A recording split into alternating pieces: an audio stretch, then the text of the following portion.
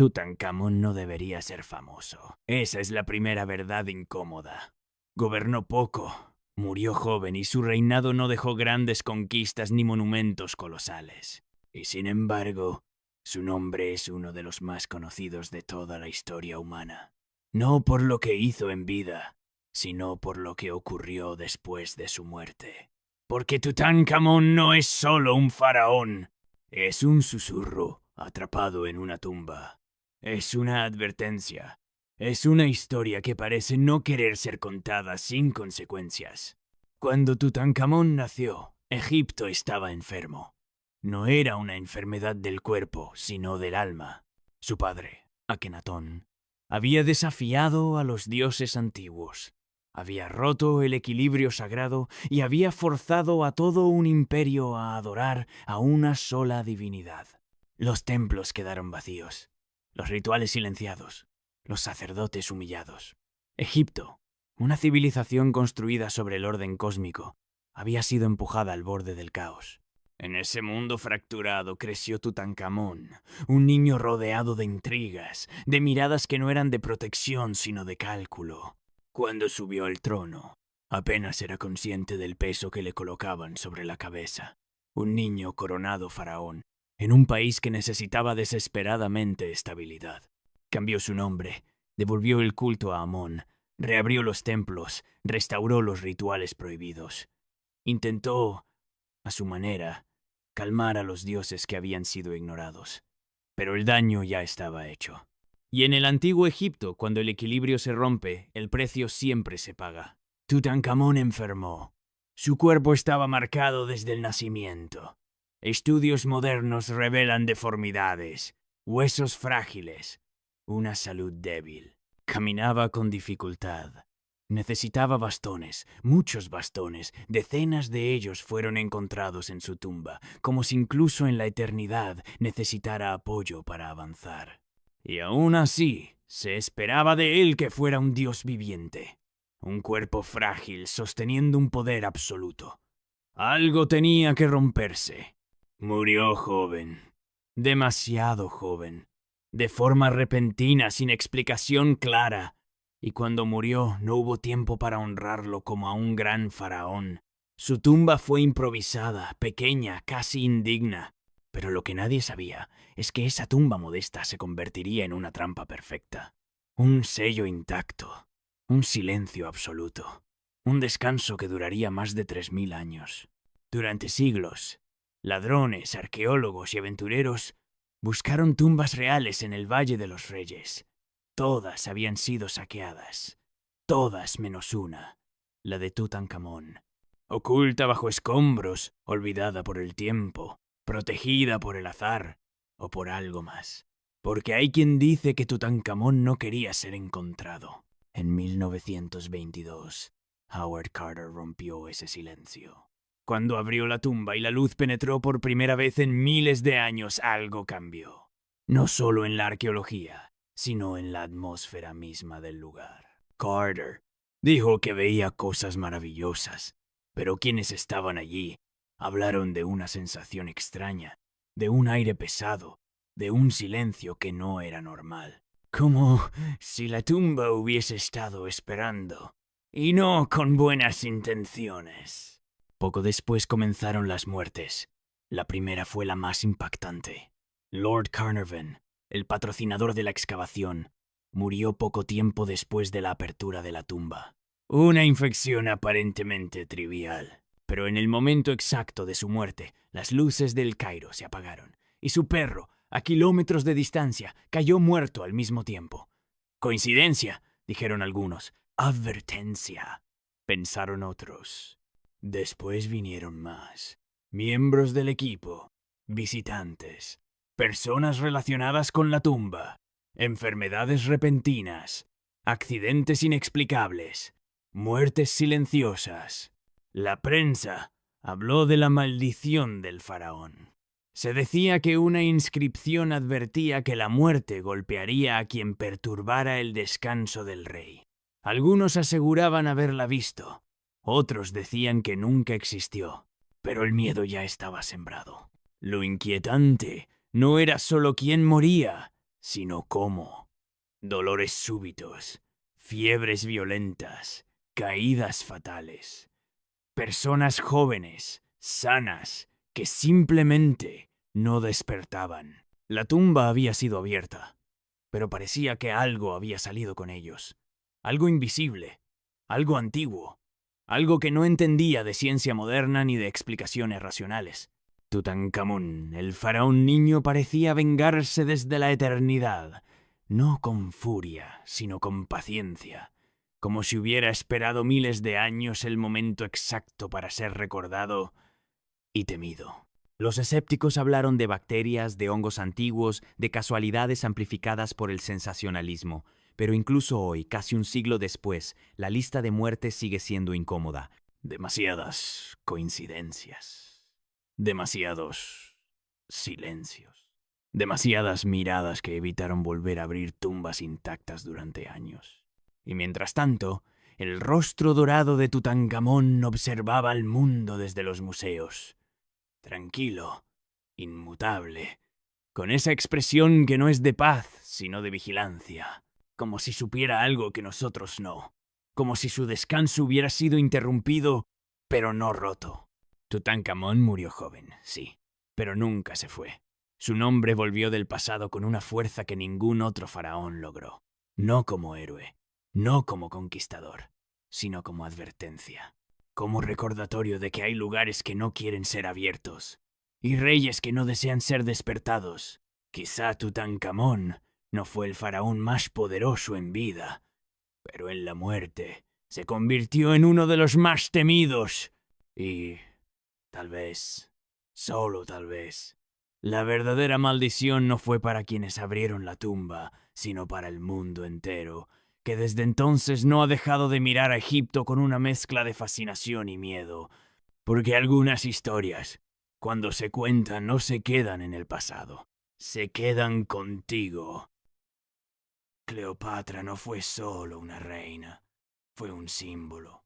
Fue inteligencia, ambición, poder y mito concentrados en una sola mujer. Han pasado más de 2000 años desde su muerte, y aún así, su nombre sigue siendo sinónimo de belleza eterna. Ninguna otra figura femenina de la antigüedad ha sido tan idealizada, tan admirada y tan malinterpretada a la vez. Y entre todas las leyendas que la rodean, hay una que ha trascendido épocas, imperios y culturas: los famosos baños de leche. Pero Cleopatra no se bañaba en leche por capricho. No era una excentricidad de reina aburrida. Era un ritual calculado, científico para su tiempo, simbólico para su pueblo y política pura para su imagen. Cleopatra nació en el año 69 a.C., en Alejandría. Era descendiente de los Ptolomeos, una dinastía de origen griego que gobernaba Egipto desde hacía casi 3 siglos. No tenía sangre egipcia, pero fue la faraona que mejor entendió Egipto. Aprendió su lengua, sus creencias, sus símbolos y su religión. Se presentó al pueblo como la reencarnación de la diosa Isis. Y cuando una reina se convierte en diosa, su cuerpo deja de ser solo cuerpo. Se convierte en un objeto sagrado. En el mundo antiguo, el cuerpo no era solo apariencia. Era estatus, jerarquía, divinidad. La piel era un mensaje, y Cleopatra convirtió su piel en su carta de presentación ante el mundo. Los textos antiguos cuentan que se bañaba a diario en leche de burra, no de vaca, de burra. Y esto no es un detalle menor. La leche de burra es la más parecida a la leche humana. Es extremadamente rica en vitaminas A, B, C, D y E. Contiene enzimas naturales, colágeno, antioxidantes y una altísima concentración de ácido láctico. Hoy, ese ácido sigue usándose en cosmética de alta gama para exfoliar, regenerar, hidratar y rejuvenecer la piel. Cleopatra no tenía botánicos modernos, pero tenía siglos de conocimiento ancestral. Lo que ella hacía era un tratamiento antiedad de máximo nivel para su época. Su piel debía ser suave, luminosa, uniforme, sin imperfecciones. La imagen de diosa debía ser perfecta. Pero estos baños iban mucho más allá de la belleza. Para llenar una sola bañera se necesitaban cientos de litros de leche. Eso implicaba enormes rebaños, decenas de sirvientes, transporte, control absoluto de recursos. Cada baño era una demostración silenciosa de poder económico. Cleopatra no solo era bella, era tan rica que podía convertir un alimento básico en un lujo líquido diario. Cada inmersión en leche era un acto político. El ritual era complejo. El agua se templaba con precisión. La leche se mezclaba con aceites esenciales, pétalos de flores, miel y esencias aromáticas traídas de tierras lejanas. El cuerpo de la reina se sumergía lentamente. El baño no solo limpiaba la piel, relajaba los músculos, equilibraba la temperatura corporal, suavizaba las articulaciones y perfumaba todo el cuerpo durante horas. Cleopatra salía de allí no solo hermosa, salía imponente.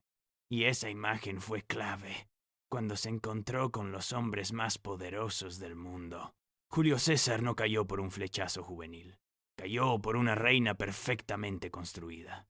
Cleopatra se presentó ante él no solo como mujer, sino como símbolo viviente de un imperio milenario. La suavidad de su piel, su perfume, su presencia, eran parte de una estrategia milimétrica. Y funcionó. Roma no conquistó Egipto. Egipto conquistó a Roma, al menos durante un tiempo. Ah, no. Años después ocurrió lo mismo con Marco Antonio. Aquel encuentro legendario en el Nilo. Cleopatra llegando en una embarcación cubierta de oro, perfumada, rodeada de sedas, incienso y flores. Su cuerpo, cuidado al extremo, era parte del espectáculo. No era solo seducción, era propaganda imperial en estado puro. El baño de leche era su arma invisible. Pero hay algo aún más profundo detrás de todo esto. En la cultura egipcia, conservar el cuerpo era prepararlo para la vida eterna. La piel era la frontera entre el mundo físico y el espiritual. Por eso los cadáveres se embalsamaban, se ungían con aceites, se protegían con resinas sagradas. Cleopatra, aunque de sangre griega, adoptó completamente esa visión. Cuidar su cuerpo era también proteger su alma. Cada baño no solo rejuvenecía su piel, era un ritual de renovación, de renacimiento, de purificación, como si cada día volvieran a ser dentro del líquido blanco que simbolizaba fertilidad, vida y poder. Cuando Cleopatra perdió la guerra contra Roma, también perdió su mundo. Marco Antonio murió, Egipto cayó, y ella tomó la última decisión con la misma elegancia con la que había vivido. Eligió morir como reina, no vivir como prisionera. Su cuerpo, el mismo que había cuidado como un templo, no sería exhibido como trofeo. Cleopatra murió, pero su imagen no. El Valle de los Reyes. Hay lugares en el mundo donde el tiempo no avanza. Simplemente se acumula. Bajo el sol implacable del Alto Egipto, al oeste del río Nilo, existe un valle seco, quebrado, silencioso. A simple vista no hay nada especial en él. No hay pirámides visibles, no hay templos monumentales, no hay estatuas colosales que anuncien su importancia. Y precisamente por eso, este lugar fue elegido. Porque el Valle de los Reyes no fue creado para ser visto, fue creado para ocultar. Durante siglos, los faraones de Egipto habían levantado pirámides gigantescas como símbolos de su divinidad, monumentos que aspiraban a la eternidad. Pero esas mismas pirámides se convirtieron en un problema. Eran visibles desde kilómetros de distancia, imposibles de ocultar y demasiado tentadoras. Las tumbas reales eran saqueadas una y otra vez, incluso poco después de ser selladas. El descanso eterno de los reyes estaba siendo profanado sistemáticamente. Así que, alrededor del año 1550 a.C., Egipto tomó una decisión radical. Una decisión que cambiaría para siempre la forma de enterrar a sus dioses vivientes. Abandonar las pirámides. Enterrar a los faraones en secreto esconderlos en la roca, borrarlos del paisaje. Así nació el Valle de los Reyes. El lugar no fue elegido al azar. Los antiguos egipcios creían que el oeste era la tierra de los muertos, el lugar por donde el sol desaparecía cada día antes de renacer. Allí, una montaña natural domina el valle, el Cairn. Su silueta recuerda inquietantemente a una pirámide perfecta, como si la propia naturaleza hubiera creado el último símbolo funerario para los faraones. Para los egipcios, aquello no era casualidad. Era una señal de los dioses. El valle estaba aislado, rodeado de acantilados, con accesos limitados y fácilmente vigilables. Era el lugar perfecto para esconder a los reyes más poderosos de la tierra, o al menos, eso creían. Porque incluso aquí, incluso en el lugar más protegido del antiguo Egipto, algo salió mal. Hoy conocemos el valle como un complejo funerario con decenas de tumbas excavadas directamente en la roca. Oficialmente, se han identificado unas 65, numeradas con las siglas KV, de Kings Valley. Pero ese número es engañoso. No todas las tumbas pertenecen a faraones. Algunas nunca se terminaron, otras fueron reutilizadas. Varias están completamente vacías. Y aquí surge la primera gran pregunta. ¿Dónde están todos los faraones? El Imperio Nuevo duró más de 500 años. Decenas de reyes gobernaron Egipto durante ese periodo. Sin embargo, no todos tienen una tumba identificada en el valle. Algunos nombres aparecen en textos antiguos, en listas reales, en inscripciones, pero sus sepulcros jamás han sido encontrados. Y no solo faltan tumbas, faltan cuerpos. Cuando los arqueólogos comenzaron a excavar el Valle de los Reyes de forma sistemática, se encontraron con una escena desconcertante. Sarcófagos sin momias, momias sin sarcófagos, nombres borrados de las paredes, corredores que no conducían a ninguna cámara funeraria, tumbas selladas que parecían abandonadas a mitad de su construcción, como si alguien hubiera ordenado detenerlo todo de repente. En muchos casos, las momias reales fueron trasladadas siglos después. Sacerdotes del período tardío, temiendo los saqueos, reunieron cuerpos de distintos faraones y los escondieron juntos en cámaras secretas. Gracias a eso, hoy conocemos los rostros momificados de grandes reyes como Ramsés II o Seti I. Pero no todos fueron rescatados. Algunas momias nunca aparecieron, y otras aparecieron en lugares donde no deberían estar. El Valle de los Reyes no es solo un cementerio, es un rompecabezas incompleto. Durante generaciones, los saqueadores lograron entrar en casi todas las tumbas. Sabían exactamente dónde buscar, conocían los pasadizos, algunos incluso parecían tener información privilegiada. Esto ha llevado a muchos investigadores a plantear una idea inquietante. Que parte de los robos se realizaron con ayuda interna, desde dentro del propio sistema funerario egipcio. Pero aún así hubo una tumba que escapó a todo eso. La tumba de Tutankamón. Descubierta en 1922 por Howard Carter, era pequeña, estrecha y sorprendentemente modesta para un faraón. No parecía pensada para un gran rey, y quizá no lo fue. Tutankamón murió joven, de forma inesperada, y todo indica que su enterramiento fue apresurado. Precisamente por eso, su tumba quedó oculta bajo escombros y pasó desapercibida durante más de 3000 años. Cuando fue abierta, el mundo quedó en shock. Si una tumba casi intacta había sobrevivido en el Valle de los Reyes, ¿cuántas más podrían seguir ahí abajo? Ese descubrimiento cambió la egiptología para siempre. Y también abrió la puerta a nuevas sospechas, porque la tumba de Tutankamón no encajaba. Su tamaño, su orientación, algunos objetos reutilizados, todo apuntaba a que el valle aún guardaba secretos mucho más grandes de lo que se había imaginado. Y no eran solo faraones. El Valle de los Reyes también albergó a reinas, príncipes, altos sacerdotes y figuras cercanas al poder real. Personas cuya presencia era necesaria en la otra vida. Sin embargo, Algunos textos antiguos hablan de enterramientos provisionales, de cuerpos ocultados en secreto, de tumbas sin nombre. ¿A quién se enterró sin dejar rastro? ¿Quién fue considerado demasiado peligroso, demasiado importante o demasiado incómodo para ser recordado?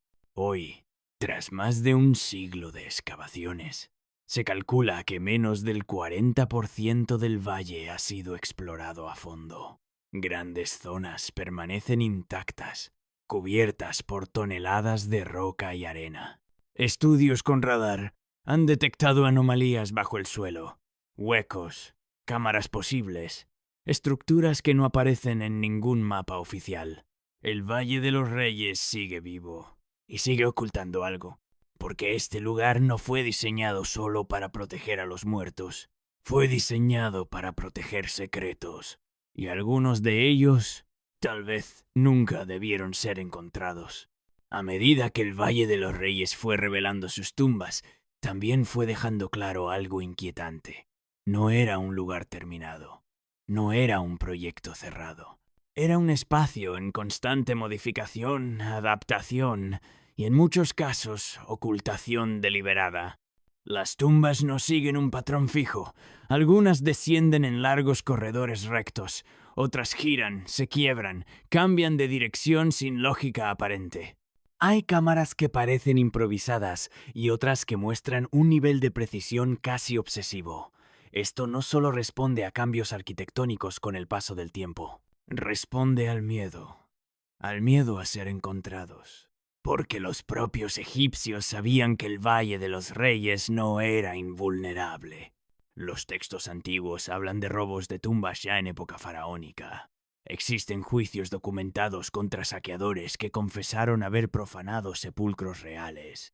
Algunos incluso describen con detalle el interior de las tumbas, como si hubieran participado en su construcción o las conocieran de antemano. Esto sugiere que el mayor enemigo del Valle de los Reyes no vino de fuera, sino de dentro. Con el paso de los siglos, la situación se volvió insostenible.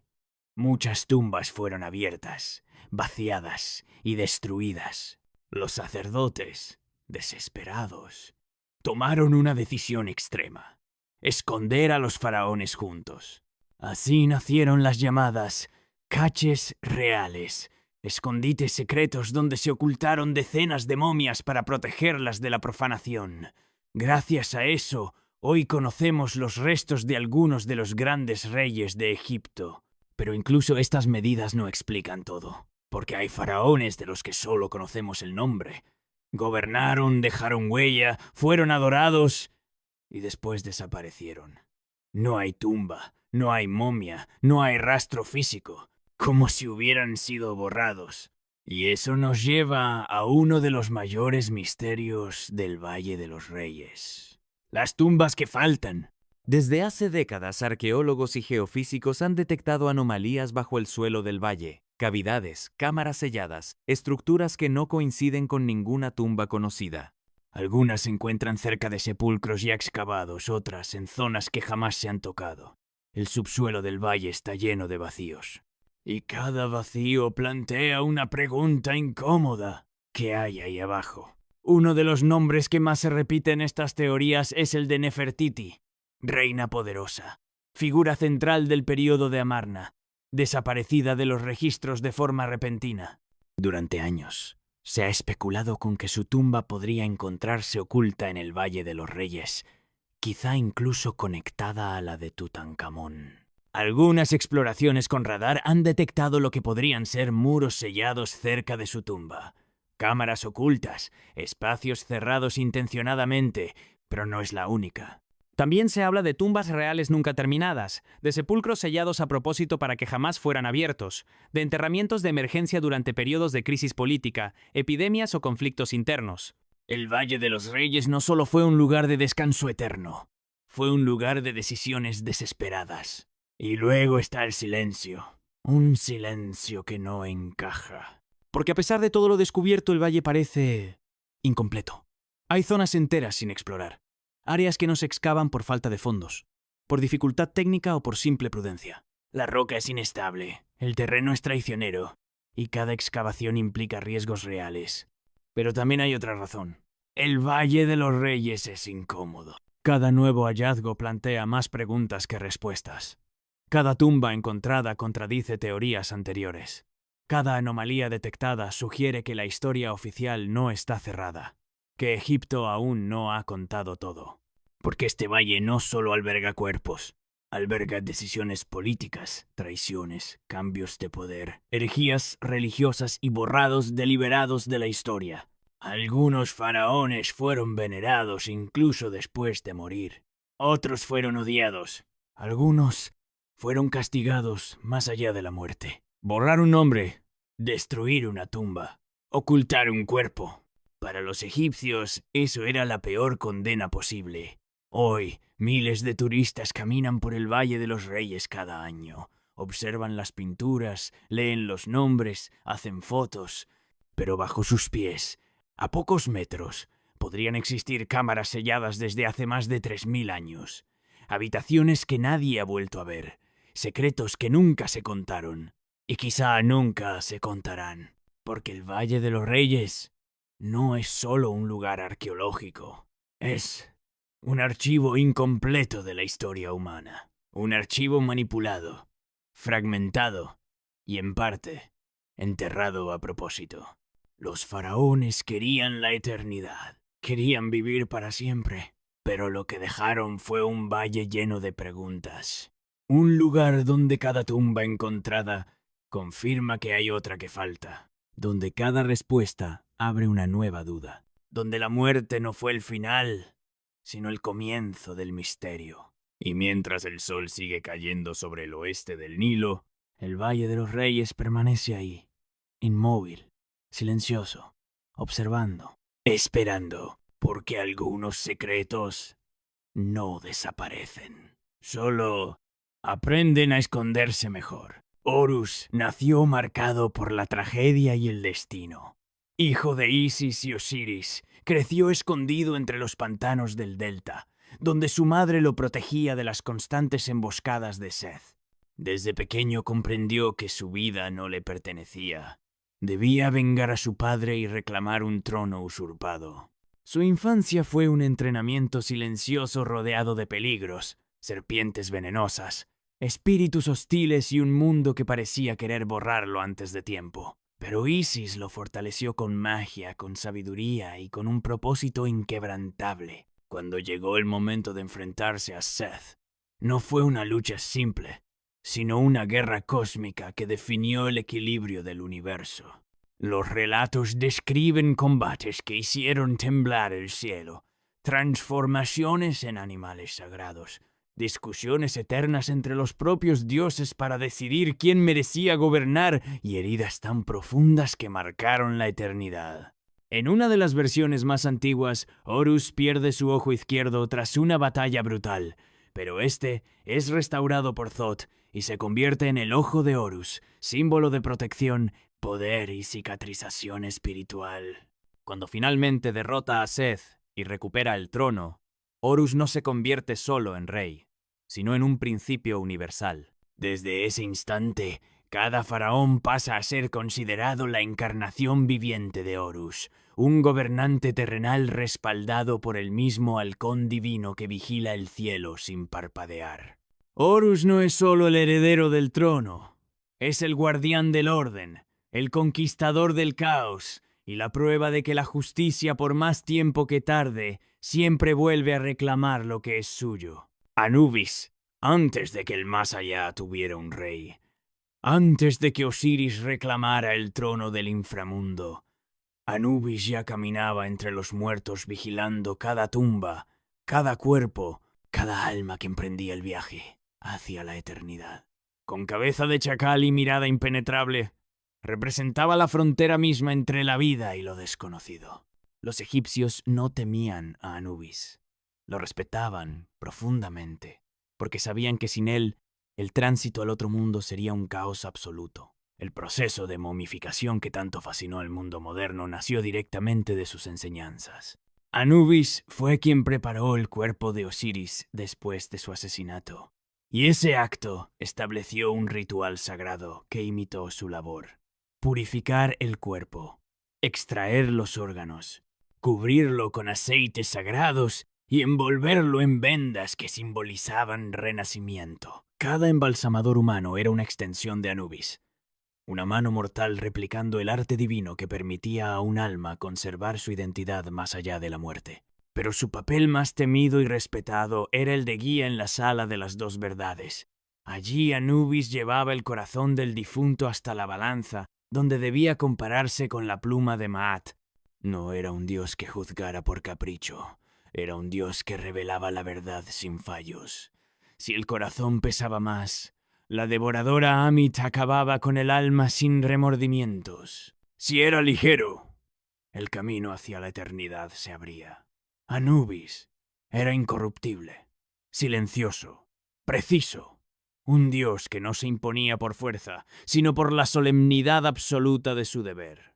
Sin él, el más allá sería oscuridad total. Ra no era solo el sol en el cielo, era la maquinaria divina que mantenía el universo funcionando. Para los egipcios, cada amanecer era prueba de que Ra había sobrevivido otra noche más a la travesía más peligrosa del cosmos. Su arca solar cruzaba el cielo durante el día, iluminando el mundo, alimentando las cosechas y marcando el ritmo de la vida.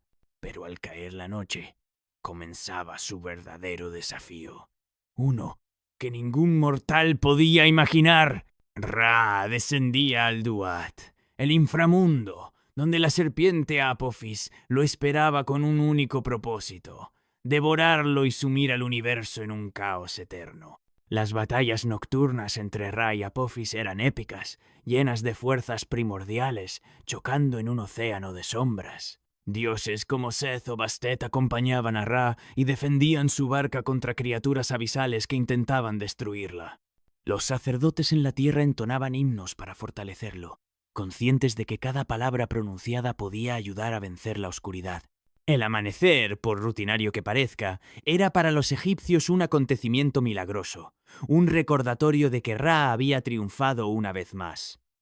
Además de su rol solar, Ra era el creador absoluto. Según los mitos, emergió de un océano primordial y se creó a sí mismo pronunciando su propio nombre. Luego, al hablar los nombres de otros dioses, los hizo existir. Cada ser vivo era una chispa de su energía, cada ciclo natural una expresión de su voluntad. Sin Ra, nada podía existir, y sin su victoria nocturna, nada podía continuar. Isis es más que una diosa, es el alma emocional y espiritual del antiguo Egipto. Los textos la describen como la más sabia, la más fuerte, la más poderosa, una maestra de la magia capaz de alterar el destino mismo. Cuando Seth asesinó cruelmente a Osiris, Isis emprendió una búsqueda que se convirtió en la historia de amor, dolor y renacimiento más grande de todo el mundo antiguo. Viajó por Egipto, por tierras extranjeras, por desiertos y mares, guiada solo por su determinación de recuperar a su esposo. Encontrar el cuerpo fue solo el comienzo. Seth lo robó y lo despedazó, dispersando sus fragmentos por diferentes regiones. Isis, incansable, reunió cada parte con una devoción tan profunda que los sacerdotes miles de años después aún la celebraban como símbolo del amor eterno. Con la ayuda de Anubis y Neftis, Isis reconstruyó a Osiris y lo resucitó el tiempo suficiente para concebir a Horus, asegurando así la continuidad del linaje y el equilibrio cósmico. Su poder no se detenía ahí. Isis dominaba hechizos que incluso Ra no podía controlar. En una de las historias más audaces, lo engaña para obtener su nombre secreto, la llave de su poder más profundo. Con ese nombre, Isis podía curar cualquier herida, proteger a cualquier inocente y derrotar fuerzas contra las que otros dioses ni siquiera se atreverían a luchar. Era la protectora del trono, la madre divina, la reina de la magia. Para muchos egipcios, Isis no era solo una diosa, era la esperanza misma, la prueba de que aquello que se rompe puede renacer más fuerte que antes. Osiris. Osiris ocupa el primer lugar no solo por su poder, sino por su papel esencial en la espiritualidad egipcia. Fue un rey justo y sabio que enseñó agricultura, rituales, leyes y orden. Representaba la civilización misma. Pero su hermano Seth, consumido por los celos, trazó un plan devastador. Encerró a Osiris en un ataúd y lo arrojó al Nilo. Cuando Isis lo encontró, Seth volvió a atacar, esta vez desmembrando su cuerpo y esparciendo los restos para borrar cualquier rastro de él. Pero la historia no terminó ahí.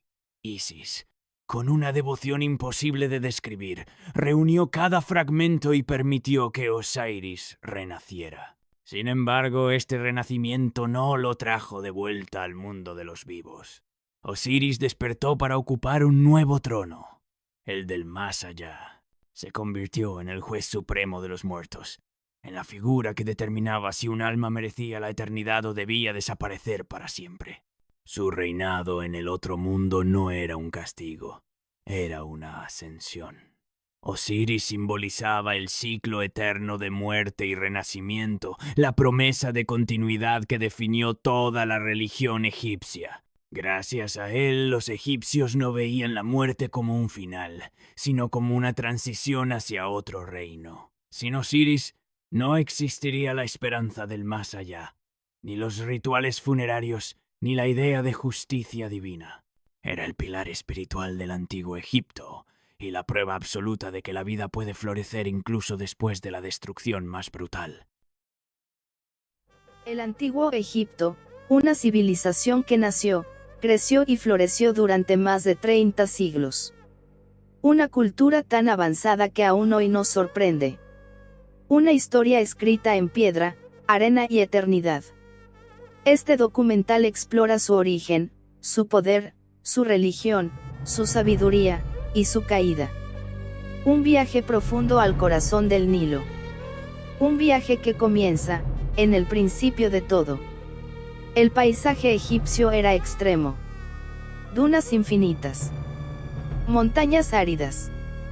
Un sol abrasador. Y, en medio de todo eso, el Nilo. Un río que lo cambiaba todo. Cada año, el Nilo se desbordaba. Dejaba un manto fértil y oscuro sobre la tierra. Una oportunidad única para cultivar y vivir. Para los egipcios, el Nilo era más que agua. Era un dios. Era el origen del orden. Era la razón de su existencia. Los primeros egipcios llegaron hace más de 10.000 años. Eran cazadores, recolectores, hasta que descubrieron que la tierra junto al Nilo podía alimentarlos. Surgieron las primeras aldeas. Pequeños poblados muy organizados. Casas de adobe. Cultivos de trigo y cebada. Ganado. Cerámica. El ser humano empezaba a cambiar el entorno. Y el entorno empezaba a crear identidad. El país no era uno solo. Estaba dividido en dos regiones muy distintas. El Alto Egipto, al sur. Una tierra estrecha rodeada de montañas rocosas. El Bajo Egipto, al norte. El gran delta del Nilo, un laberinto de canales y campos fértiles. Ambos mundos desarrollaron costumbres, acentos y dioses diferentes. Era solo cuestión de tiempo que surgieran rivalidades. Hacia el año 3100 a.C., un rey llamado Narmer ejecutó un acto histórico. Unificó las dos tierras. Creó un solo reino. Un solo estado. Una sola corona. Este acontecimiento marcó el nacimiento oficial del antiguo Egipto. La realeza se convirtió en un símbolo divino. La escritura empezó a multiplicarse. Y el país dio su primer paso hacia la eternidad. El faraón era el centro del universo egipcio. No era un simple gobernante. Era un ser divino. Hijo de los dioses. Representante de Maat, el orden, la justicia y la armonía. Todo dependía de él. Las cosechas. La paz. La estabilidad del Nilo.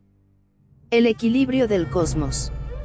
El imperio antiguo fue un periodo de estabilidad y riqueza. Una época dorada que permitió a los faraones soñar a lo grande. Y ese sueño tomó forma en las pirámides. Primero, la pirámide escalonada de Djoser. Diseñada por Imhotep, médico, arquitecto y consejero. Una obra tan sorprendente que cambió para siempre la arquitectura del mundo. Después, Snefru, el faraón constructor. 3 pirámides gigantescas. Ensayos para alcanzar la perfección. Y finalmente, Keops, cuyo monumento se convirtió en una maravilla eterna. La Gran Pirámide. Una proeza técnica y humana. Lejos de la leyenda, las pirámides no fueron construidas por esclavos. Fueron levantadas por trabajadores especializados. Hombres y mujeres organizados por equipos. Arquitectos. Albañiles, carpinteros. Transportistas. Vivían en aldeas con panaderías, cocinas, médicos y administradores. Eran parte esencial del proyecto estatal. El país entero participaba en la construcción del futuro. La religión egipcia era rica y compleja. Ra, el dios Sol, viajaba por el cielo cada día y por el inframundo cada noche. Emán, el dios oculto, era creador y protector.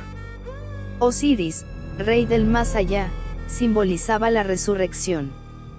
Isis, la Gran Madre, representaba el amor y la magia.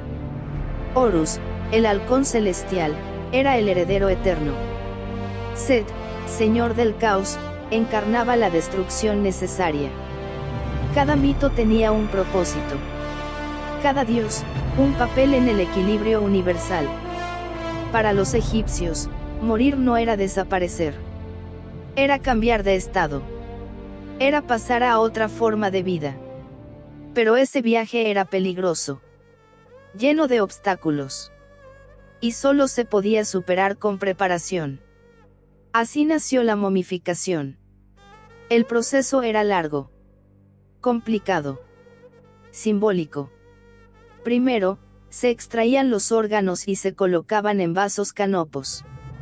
Luego, el cuerpo se deshidrataba durante semanas con natrón. Después se aplicaban aceites. Se rellenaba el cuerpo. Se vendaba con tiras de lino. Y se añadían amuletos entre cada capa.